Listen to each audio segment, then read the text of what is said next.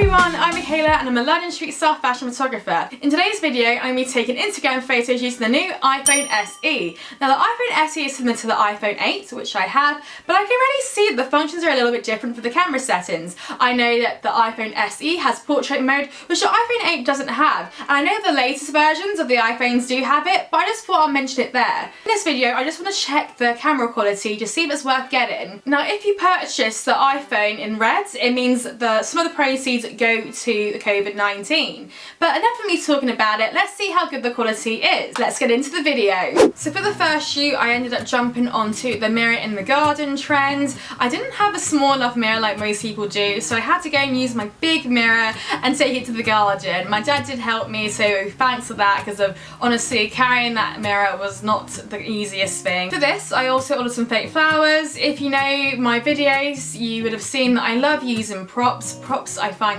make me feel less awkward, and also they're really aesthetic for the photos. So what I did is I ended up cutting the fake flowers to separate them, and I ended up putting them around the frames or in the flower plots so it didn't look as green as the photo looks, just to add a bit of colour in. I made sure to remove anything that could have been seen in the mirror, such as my clothes drying onto the garden, because you don't want that in the shot, and honestly it'll take a lot longer to Photoshop out.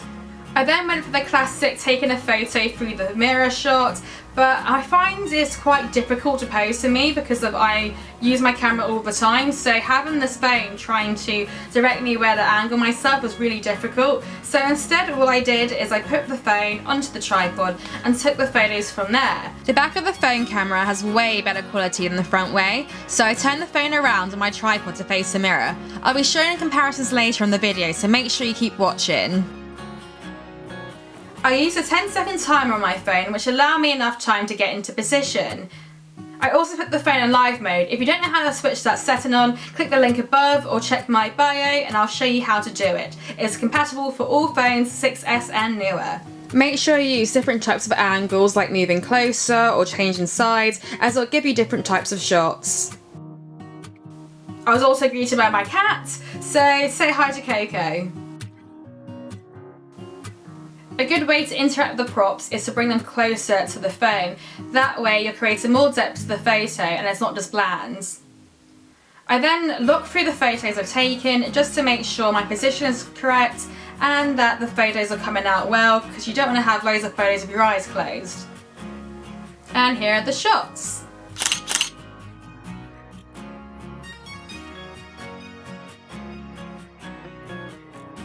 I decided to use the front part of my phone so you can see the differences here. There was some really nice light happening here, so that's why I decided to use the front part of my phone and bring the props closer.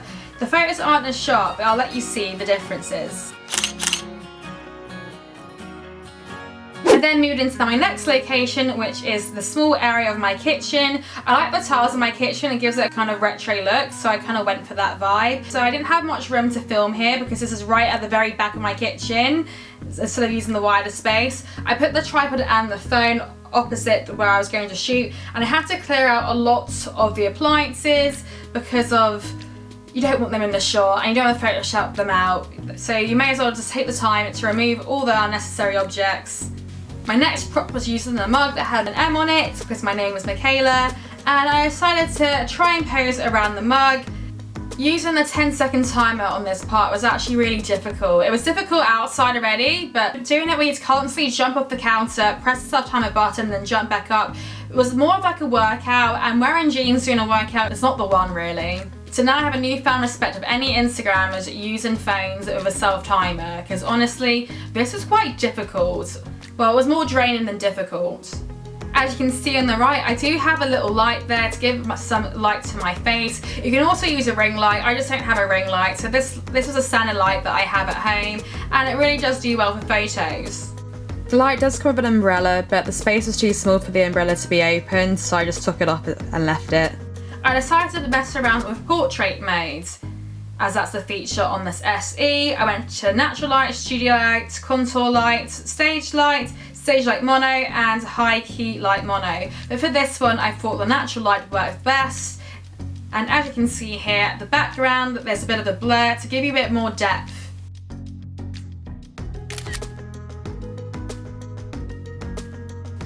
I didn't like portrait mode as much of this look, so I shot more and went back to the sitting down pose, as I shoot better when I sit down.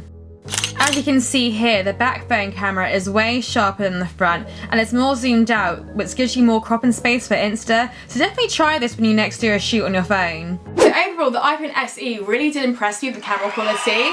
I was really shocked about how sharp it was. I kind of looked like it was taken of an iPhone 11, and if you do want me to do a comparison video with the iPhone SE versus the 11, let me know, as my sister just recently got it and I can do a comparison video. And you're probably thinking, why don't I just go and get my own phone? But it's because I'm so indecisive and I really want to check out the camera quality, because that's what I'll be using for some of the behind the scenes of my shoots. So yeah, let me know if you want a comparison video, and also let me know which shoot you preferred. Did you prefer the outside one in the garden or the kitchen one? But let me know in the comments, and don't forget to like and subscribe because it really means a lot. Okay, bye!